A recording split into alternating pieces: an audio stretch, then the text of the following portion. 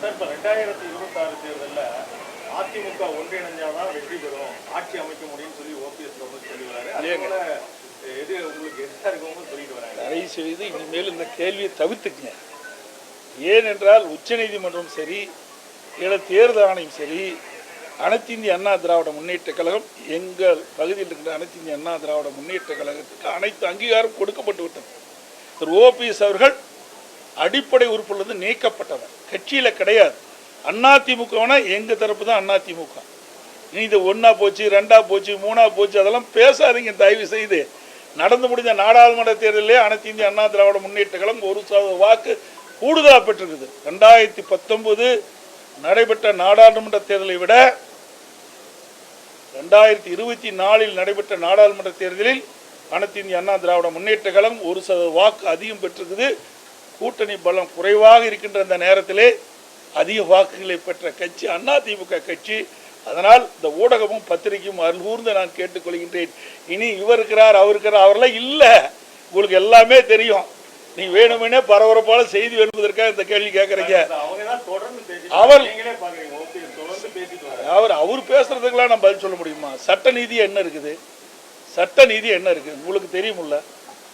அதிமுக என்பது எங்க தரப்பில் இருக்குது. அதிமுக எல்லா அதிகாரங்களும் நாங்கள் பெற்று ஒரு தேர்தலையும் நாங்கள் சந்திச்சிட்டோம். அதே மாதிரி அவங்க என்ன சொல்றாங்க சார், அப்போ வந்து 19 தொகுதியில் போட்டியிட்டு 20% வச்சிருந்தாங்க, இப்போ 34 தொகுதியில் போட்டிட்டு இருக்காங்க. ஆனால் 1% தான் அதிகம். ஆனால் எத்தனை கூட்டம் நீங்கள் ஒட்டுக்க இருந்தது? அதிமுக, பாரதிய ஜனதா கட்சி, 2வது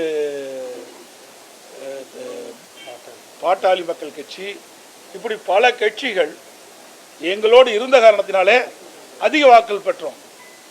இன்றைக்கு அதிகமான தொகுதியில்னா கூட கூட்டணி கிடையாதுல்ல, அந்த கூட்டணி வாக்குகள் எங்களுக்கு கிடைக்கல. உங்கள் தரப்பு பல்வேறு முன்னுதாரணங்கள் வைக்கிறாங்க. இப்போ பாஜக திடீர்னு அண்ணாமலையை கொண்டு வந்தாங்க, அதே போல் எம்ஜிஆர் இறப்புக்கு பிறகு ஜானகி அவர்கள் உடனடியாக கொண்டு வரப்பட்டாங்க அப்படின்னு சொல்லி பல்வேறு உதாரணங்கள் வைக்கிறாங்க. ஆக வேறு தான் வந்திருக்கிறாங்க.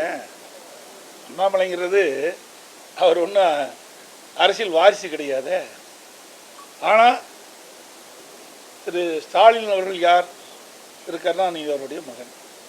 உதயநிதி யார்? திரு கருணாநிதியுடைய பேரன், திரு ஸ்டாலினுடைய மகன். வாரிசு அரசியல். ஆகவே வருகின்ற சட்டமன்ற தேர்தலிலே இந்த வாரிசு அரசியலுக்கு ஒரு முற்றுப்புள்ளி வைப்பார்கள் மக்கள். ஏன்னால் இது மன்னர் பரம்பரை போல் ஆகிவிட்டது.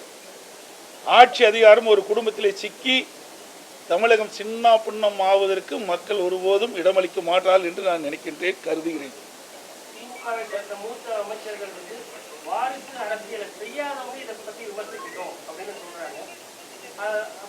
நான் வாரிசு அரசியல் எனக்கு கிடையாது. இப்ப நான் தான் உங்கள்கிட்ட கருத்து பேசிட்டு இருக்கிறேன். நான் தான் உங்கள்கிட்ட வந்து தொலைக்காட்சிக்கு பேட்டி கொடுத்துட்டு இருக்கிறேன். என்னுடைய சம்பந்தப்பட்ட கேள்வி கேட்டதுக்கெல்லாம் சரியா இருக்கு.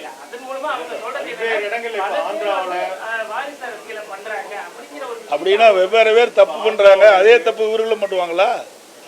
ஒருவர் தப்பு பண்றான்னா மற்றவர்களும் அதே தப்பு பண்ணலாமா? இவர்கள் தானே முன்னாடி என்ன சொன்னாங்க? திரு நேரு அவர்கள், திருமதி இந்திரா காந்தி அவர்கள், ராஜீவ் காந்தி அவர்கள் வருகின்ற பொழுதெல்லாம் திரு கருணாநிதி என்ன சொன்னார்? குடும்ப ஆட்சி நடக்குன்னு சொன்னார்ல, வாரிசு அரசியல் நடக்குன்னு சொன்னார்ல. இப்போ திமுகவில் அப்படித்தான் நடக்குது.